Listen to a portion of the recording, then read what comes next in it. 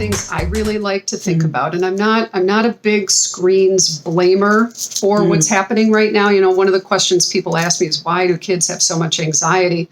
And everybody's blaming screens. We have all these digital natives running around now, and I wasn't a digital native. You weren't a digital native, I don't think. Thank you. So we're parenting in an era where there's this new variable that we don't really understand what is the impact.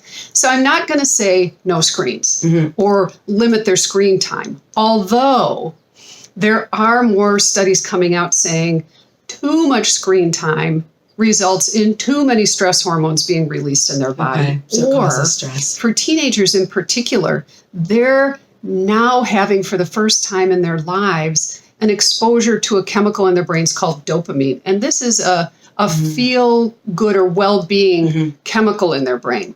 And every time you pick up your phone and check it, or every time you get online to see if your friends are playing a video game, you get a little dump of dopamine, a little dump of dopamine.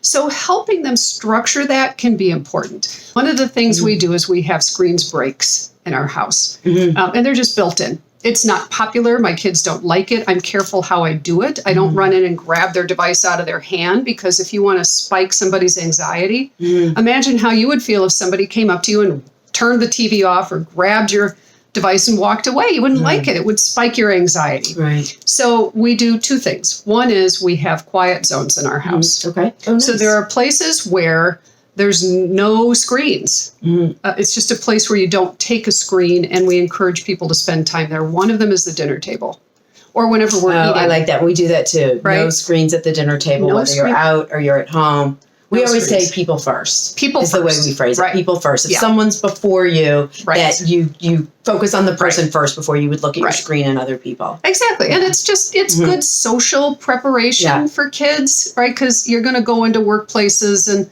other places in your life, and you can't, you have to know how to have an actual conversation with somebody who's not your best friend.